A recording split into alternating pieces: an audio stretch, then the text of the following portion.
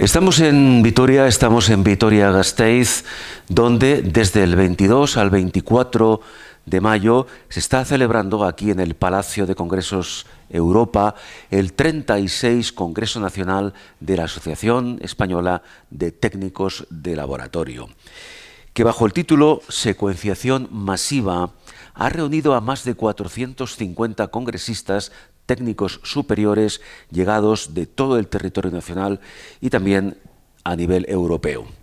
Se trata de un evento científico donde se han presentado más de 350 comunicaciones y que ha comenzado con el curso previo, del cual ayer precisamente nos hicimos eco, técnicas de secuenciación masiva con prestigiosas ponencias en donde se han abordado diferentes aspectos y nuevas perspectivas en el área de la biología y la genética.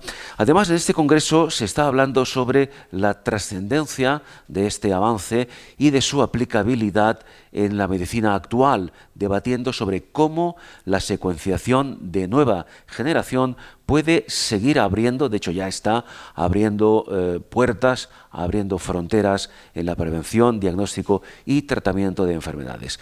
Vamos ahora a charlar durante unos minutos con Angélica Corral. Hola Angélica, ¿qué tal? Buenas, bien.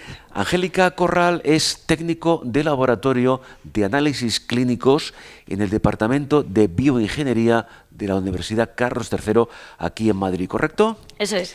Bueno, pues Angélica, precisamente hace pocas horas tú has participado en este congreso, no con una, sino con dos ponencias. ¿Esto a qué se debe? Explícalo un poco, porque lo normal es que cada ponente exponga una sola ponencia. Pues lo he contado al principio de la charla. Yo el año pasado, hacía mucho tiempo que no venía al Congreso de Técnicos, desde que entré a trabajar en el Laboratorio de Bioingeniería de la Universidad Carlos III, y el año pasado vine. Y entonces salí, o sea, con las charlas de mis compañeros y compañeras, salí como tan motivada de qué buenos somos los técnicos, qué de cosas hacemos en distintos sitios, que dije, yo el año que viene quiero estar ahí. Claro. Porque quería contar pues lo que hace un técnico de laboratorio de análisis clínicos en un grado como es bioingeniería. Y nada, pues como quería asegurarme de poder estar aquí, pues mandé las dos charlas y me han cogido las dos. Entonces ha sido un reto, pero también muy bonito. Bueno, una sorpresa, un reto y un privilegio.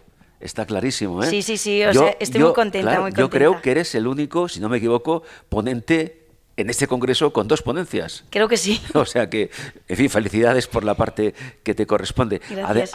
Además, el otro día estaba presente durante parte de tu intervención, claro, con un aforo completo, ¿eh? Al 100%. ¿Esto qué representa para ti? Pues estaba nerviosa, pero a la vez muy contenta. Porque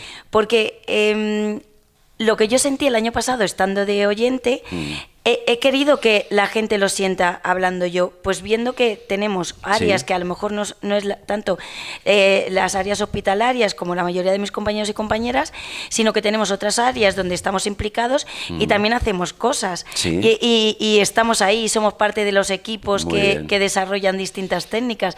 Claro. Entonces, me alegro de haberlo podido compartir con mis compañeros. Podemos decir entonces, Angélica, que ya has perdido el miedo escénico, ¿eh?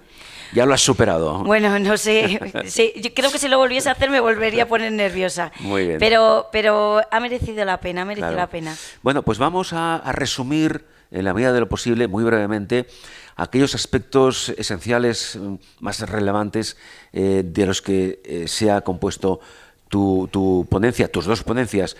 Vamos por la primera, por ejemplo, ¿cómo nos haces una presentación? Ahora haremos referencia a algunos detalles en concreto del trasfondo de tu primera ponencia. Vale, o sea, la idea general, tanto de la primera como de la segunda, es el grupo de trabajo con el que yo estoy en la universidad, trabajan en piel. Sobre todo en creación de sustitutos epiteliales para distintas pruebas, para análisis preclínicos, para probar cosas de cosmética, todo en en el sentido de intentar reducir lo máximo posible la experimentación animal. Claro. Entonces, estamos colaborando con una empresa que se llama B5TED. Esta empresa está desarrollando un sistema de flujo dinámico en el cual nos va a permitir cultivar ese tipo de pieles con menos manipulación y teniéndolas nutridas con el medio de cultivo que los dispositivos que ellos han diseñado va a recircular el medio de cultivo. Pero no solamente para nutrir esas pieles, sino también si yo quiero probar un fármaco o quiero probar algo y ver la reacción que produce en esas pieles, en esas células, pues yo lo puedo meter dentro de ese sistema dinámico de flujo y ver las consecuencias. Esto abre, abre el sentido de que las pruebas in vitro pueden ser más fáciles, con menos manipulación y teniendo muy controlado y muy estandarizado estas pruebas. Esa es la principal finalidad, pregunto, de las pruebas in vitro. A ver, lo que queremos con las pruebas in vitro es recrear lo que sucede in vivo, pero sin el coste de trabajar con animales o con un paciente. Claro, sin el coste y sin el riesgo, ¿eh? Eso es. Eso es. Y además hay cosas que por ética no se puede hacer con un paciente, mientras que sí que podemos probarlo con un sustituto epitelial dentro de un laboratorio.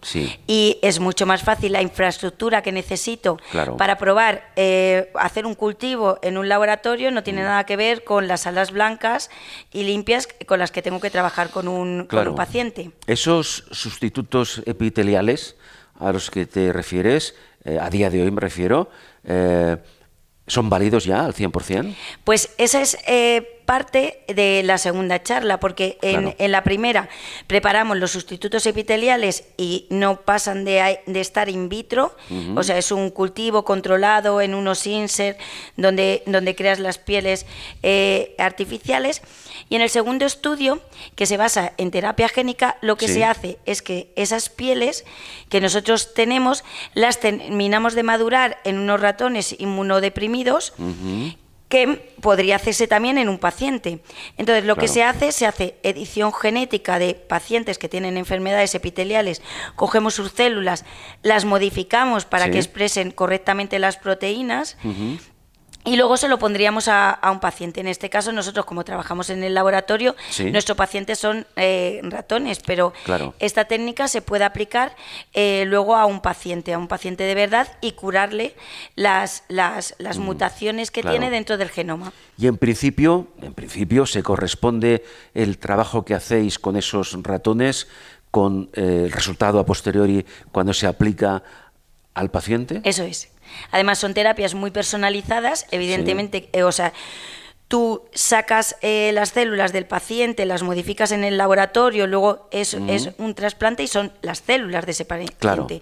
O sea, es una terapia a la carta. Con lo cual no hay rechazo posible. Nada, no existe, porque son las propias células del paciente. Evidentemente. Eso es. Has hablado de edición génica. Sí. Estamos ya, digamos, mezclando la primera con la segunda ponencia, pero vamos, todo gira en el mismo contexto. Es que tenían relación, por eso también ha sido de hacer las dos, porque uno era de las pruebas in vitro y luego in vivo, pero siguiendo como el mismo hilo conductor. Una se complementa a la otra de alguna forma.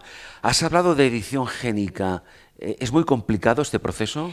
Pues mira, era muy complicado, pero afortunadamente desde hace unos años tenemos unas herramientas que son las CRISPR-Cas, que nos permiten modificar ese DNA de una forma bastante fácil, muy sensible y muy estandarizado.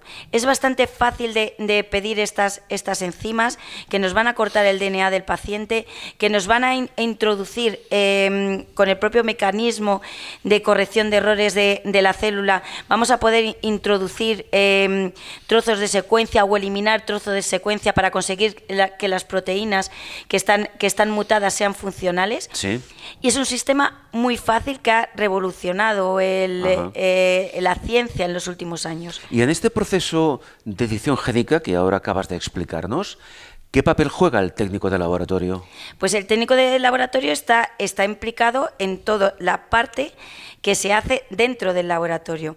Es decir, a lo mejor la biopsia no la hacemos nosotros, no la manda un médico. Pero la muestra ya llega externamente al laboratorio. Eso es, pero nosotros cogemos esa muestra, separamos las células del paciente porque vamos a hacer una dermis y una epidermis. Sí. Entonces separamos las células mayoritarias de la dermis, las células de la epidermis, los fibroblastos y los queratinocitos, y generamos esa piel en el laboratorio. Primero se hace la parte de la dermis, en la cual pones una gelatina que contiene fibrinógeno, fibrina que extraemos del plasma, o puede ser fibrinógeno comercial, mejor que sea del plasma para luego evitar rechazos, si el caso es que al final termine en un paciente. Y luego pones las células encima. Eso lo hace en un laboratorio de cultivo celular, lo hace un técnico de laboratorio. Muy bien. Luego se hace trasplante con ratones. Los técnicos de laboratorio nos acreditamos para poder trabajar en animalarios con ratones y también hacemos esa parte. Sí. Necesitamos un IP que esté con nosotros, que es el que organiza el experimento, pero un técnico de laboratorio lo hace. Y luego ya sería, si finalmente esto se decide, en vez de a un ratón fuese a un paciente, pues ya ahí tendrían que ser los médicos los que le ponen esta piel al paciente, pero el técnico de laboratorio, y luego distintas pruebas de screening que vemos cuando hacemos la edición génica, eso también lo puede hacer un técnico, y las distintas pruebas que se hacen también las hace un técnico. Claro, en fin, es un proceso complejo, largo, pero que por suerte parece que al final funciona y le ofrece al paciente posibilidades, en fin, que quizá hace un tiempo eran inviables. Eso es. Porque ahora estamos hablando de técnicas muy sofisticadas. Por cierto, has hablado de ratones. Cuéntanos cómo se consigue el desarrollo de ratones humanizados. A ver, necesitamos ratones que sean inmunodeprimidos para que no les produzca rechazo esa piel que le vamos a poner. Entonces, nosotros extraemos con una biopsia las células del paciente, como he dicho, hacemos esa epidermis en el laboratorio y esa dermis, y eso se lo trasplantamos a los ratones. En el lomo del ratón se pone esta piel con las células del paciente, no va a producir rechazo porque el ratón está inmunodeprimido. Claro. Entonces termina de madurar, se necesitan 2 meses para que esta piel tenga las características de la piel del paciente, 2 meses de maduración en el propio ratón, y luego ya haríamos los estudios pertinentes o la edición génica o lo que quisiéramos hacer. Es una pregunta muy simple, pero quizá muchas personas se la formulen. ¿Por qué se utilizan ratones y no otros animales? Es decir, ¿qué características ofrece un ratón para que sea de uso cotidiano a nivel de laboratorio? Es un modelo muy fácil de trabajar. O sea, las instalaciones que requieren son más pequeñas que si trabajásemos con un primate o un cerdo. Entonces es muy fácil de trabajar y tenemos estos ratones inmunodeprimidos que nos facilitan el trabajo. Bueno, hemos hablado de las pruebas in vitro, de la finalidad que tienen esas pruebas. También en tu ponencia has hecho referencia a las llamadas técnicas microfluídicas. Esto hay que explicarlo un poco, ¿eh? Vale.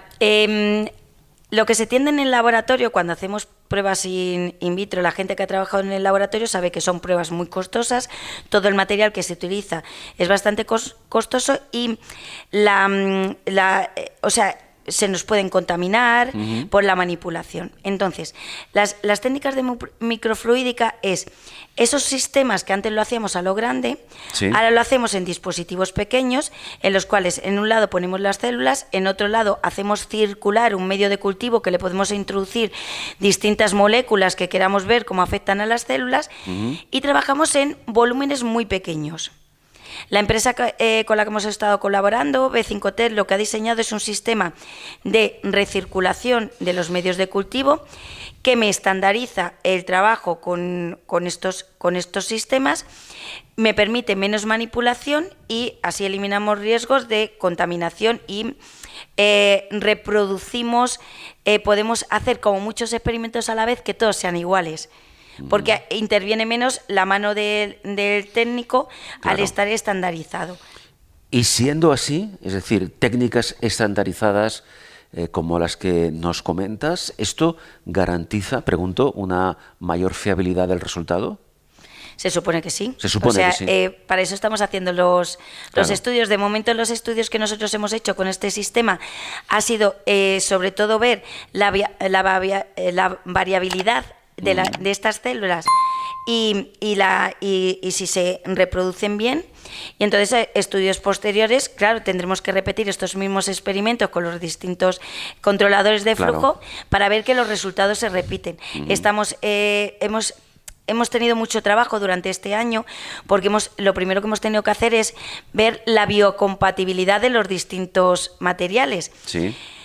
Nosotros normalmente en los laboratorios trabajamos con placas que ya se han testado, que ya nos dicen que voy a poner mis células, que se van a pegar bien y que voy a trabajar bien. Al trabajar con un sistema que estamos desarrollando desde cero, yo esos materiales me los venden para construir mi controlador, pero a lo mejor no me dicen que esos materiales son biocompatibles. Entonces, eso nos ha llevado gran parte del tiempo hasta seleccionar qué materiales me permitían hacer mi sistema, porque me daban flexibilidad para poder desarrollar ese sistema, pero aparte eran biocompatibles y no me mataba las células. Claro. Porque al final tenemos que pensar que trabajamos con cosas vivas que se nos pueden morir. Sí. Deduzco, por lo tanto, Angélica, que las pruebas a las que te refieres, las pruebas de biocompatibilidad, son indispensables. Sí, y de hecho tuvimos un problema porque uno de los proveedores de una de las resinas que utilizábamos cambió la formulación. Nosotros habíamos testado y habíamos visto que esa resina era biocompatible, y al cambiar la formulación resulta que nos empezaron a salir los experimentos mal, no sabíamos qué estaba pasando hasta que detectamos que el problema había sido ese. Sí. O sea, no es ninguna tontería. No, en absoluto, claro. Entonces son indispensables, y lo primero que tienes que hacer a la hora de trabajar con materiales. Sí. Acabas de comentar hace un momento algo que me interesa también que lo expliques, ¿no? Has hablado del controlador de flujo. Explícanos qué es un controlador de flujo y para qué se utiliza. Lo voy a leer, porque como es una cosa de ingeniería, eso me lo tengo apuntado. No hay problema. Para decir lo que es, por si alguien entiende. A ver, el controlador de flujo lo que me permite es mover el medio de cultivo, las distintas moléculas que yo quiera poner para nutrir mi piel artificial. Ajá. Para evitar manipulaciones de poner medio, quitar medio, para que sea más estandarizado. Y el controlador es una bomba compacta y precisa a través de microcanales controlados con un sistema PID que permite la recirculación y control de flujo. Bueno. Los ingenieros lo entenderán, yo no lo entiendo. No, es lo que te iba a comentar. ¿Eso cómo lo podemos traducir de alguna forma para que todos lo entendamos? Como ¿no? me lo han explicado a mí, que es, es parecido a una bomba peristáltica que me va a mover el flujo, pero como trabajamos con flujos, claro, todo esto es hacerlo lo más pequeño posible para gastar lo menos posible. Como trabajamos con volúmenes muy pequeños, a veces las bombas peristálticas meten burbujas que nos pueden afectar al sistema. Entonces, este sistema que han desarrollado lleva unos microcanales por los cuales mueve el medio. Claro. Y ofrece más garantías. Eso es, y nos permite trabajar con flujos pequeños. Claro, porque la piel artificial, dicho de manera genérica, también, cuando está en laboratorio, me refiero en fase de elaboración, ¿necesita alimentarse? Claro, y los sistemas que había hasta el momento, sobre todo eran sistemas en estático. Tú pones el medio de cultivo, colocas tu piel encima y luego tienes que ir cambiando pues cada 2-3 días el medio de cultivo. Si tú tienes un sistema dinámico... que automatiza todo el proceso. Eso es. Muy bien, es muy interesante todo esto, ¿eh? Muy bien. ¿Qué más quería comentarte? Sí, porque... todo esto, en resumen, y parte de lo que no nos ha contado Angélica, porque no podemos estar 2 horas, ya nos gustaría, todo esto que estamos comentando, en definitiva, está enfocado, está orientado, estas terapias, me refiero, están diseñadas para enfermedades de la piel, ¿no? El grupo con el que trabajo, que también tienen el laboratorio de investigación en el CIEMAT, es una unidad mixta, Universidad CIEMAT. El grupo está especializado en enfermedades de piel denominadas raras, ¿vale? Que sabes que afectan a menos porcentaje de la población.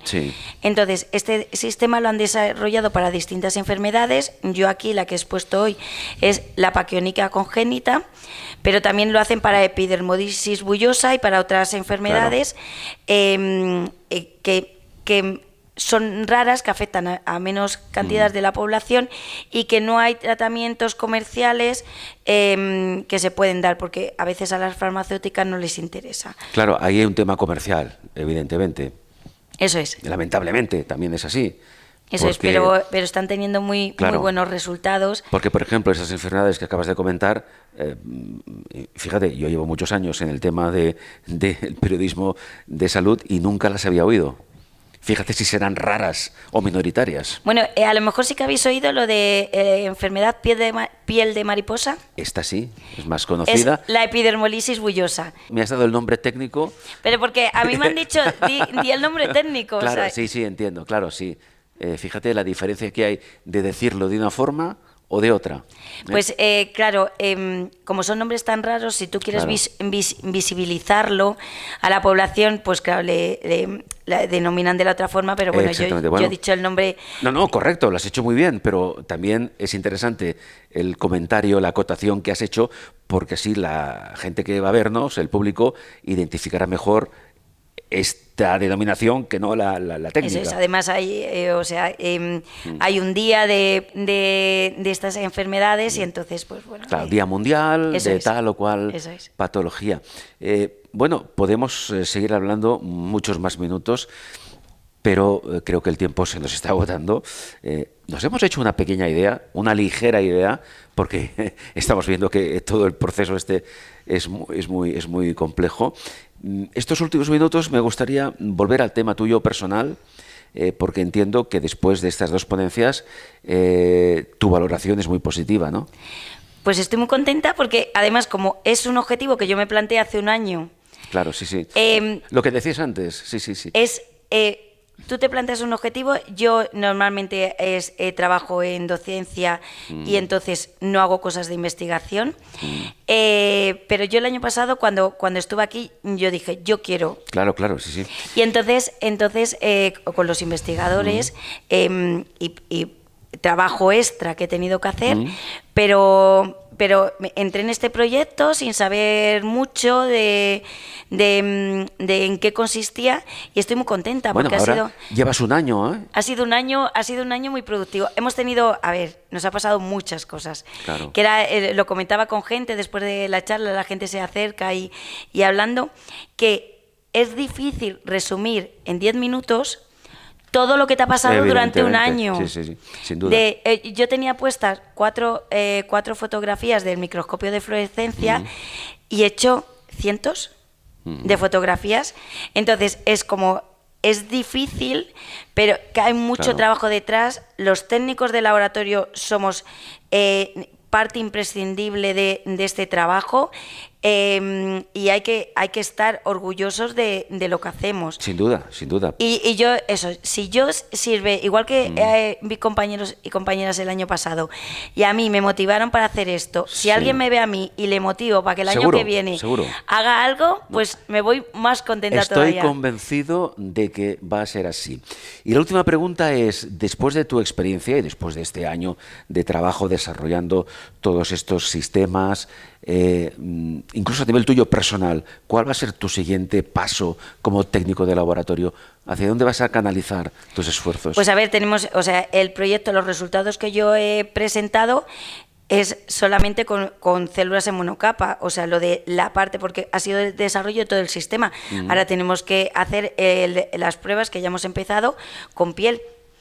Entonces, ¿con piel humana te refieres? Claro, piel, la piel que hacemos en el laboratorio. Entonces, porque para probar todos los materiales y todo, lo hemos hecho con células aisladas. Claro. Ahora tenemos que dar el siguiente paso. Pero empezamos haciéndolo con piel, pero luego tuvimos los problemas que os he dicho de biocompatibilidad de los materiales, dimos un paso para atrás. Hemos hecho todo desde el principio y ahora ya seguimos hacia adelante con el desarrollo de estas pieles y ver la diferencia entre tener las pieles en estático y las pieles en dinámico. Exactamente. ¿Y el objetivo final, y con esto acabamos, cuál es? De todo el proceso. El objetivo final es tener una piel hecha en el laboratorio que nos permita realizar pruebas, test de fármacos, incluso pruebas de cosmética, sin tener que utilizar animales ni no utilizar reducir el uso Claro. de animales y estandarizar Sí, los sí. procesos. Porque ahora se me ocurre, y ahora sí que acabamos, una pregunta. ¿Esta piel que trabajáis vosotros en laboratorio sería, no sé si ahora ya o en un futuro, útil, por ejemplo, para un trasplante? Claro, es lo que hacemos en los pacientes. O sea, en los pacientes y en quemados ya se hace. O sea, Sí, sí, no, sí, sí. no es algo que hagamos solo nosotros, que ya Bien, se o sea, hace. esta piel que trabajáis vosotros en el laboratorio ya se está utilizando, por ejemplo, En un paciente quemado. exactamente. Le cogemos una pequeña biopsia de la parte que no tenga quemado, Bien. crecemos esta piel en el laboratorio y luego se le hace trasplante. Y los pacientes con enfermedad, pues lo que Sí. hacemos la piel, Sí. en el laboratorio modificamos las células de esa piel por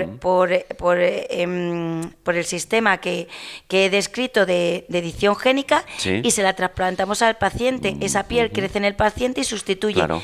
la piel mutada por Sí. piel normal.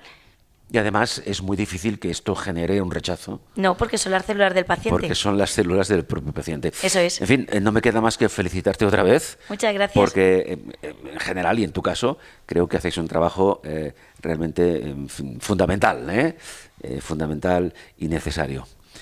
Así que, Angélica, muchísimas gracias. Nada, a ti. Angélica Corral, técnico de laboratorio de análisis clínicos del Departamento de Bioingeniería, como decía antes, de la Universidad Carlos III de Madrid.